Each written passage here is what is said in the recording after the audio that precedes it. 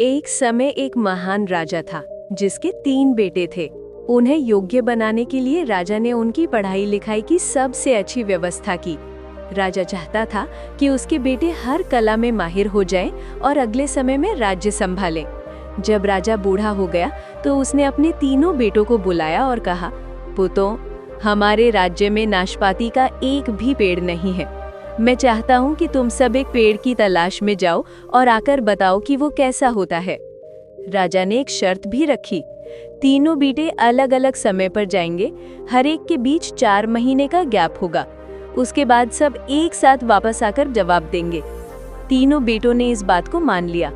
सबसे बड़ा बेटा सबसे पहले गया, फिर कुछ समय बाद मंझला बेटा और सबसे अंतिम सबसे छोटा बेटा गया। जब सब वापस आए तो राजा ने पूछा, बताओ पेड़ कैसा है? सबसे बड़ा बेटा बोला, पेड़ बहुत अजीब है, ना पत्ते हैं ना फल, बिल्कुल सूखा है। तभी मंझला बेटा बोला, नहीं पिताजी, पेड़ तो हरा भरा है पर उस पे फल नहीं है, बस यही एक कमी है। छोटा बेटा तुरंत बोला, मेरे दोनों बड़े भाई गलत हैं, नाशपाती का पेड़ तो हरा भरा भी है और फलों से भरा भी, मैंने अपनी आंखों से देखा है। तीनों अपनी अपनी बात पर झगड़ने लगे। राजा ने कहा, जो तुमने देखा है वो सभी सही है, तुम तीनों एक ही पेड़ को देखकर आए हो पर अलग अलग मौसम में, इसीलिए तुम्हारे जवाब अलग हैं। ये सुनकर बेटे हैरान हो गए। तब राजा ने समझाया, मैंने तुम्हें अलग अलग मौसम में इसलिए भेजा था ताकि तुम्हें जिंदगी की 3 बड़ी सीख मिल सके।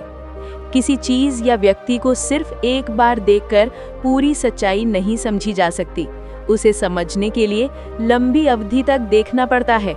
जल्दी फैसला नहीं करना चाहिए। मौसम बदलते रहते हैं, कभी पेड़ सूखा होता है, कभी हरा भरा, कभी फलों से लदा। इसी तरह जिंदगी में भी कभी सुख दुख, कभी सफलता असफलता आती है। बुरा समय भी बीत जाता है। जब तक तुम दूसरे का पक्ष न सुन लो तब तक झगड़े में नहीं पड़ना चाहिए। दूसरे की बात सुनना जरूरी है, इससे ज्ञान बढ़ता है। कहानी अगर अच्छी लगी हो तो चैनल को सब्सक्राइब जरूर करें ऐसे ही और वीडियोस के लिए। Bye bye.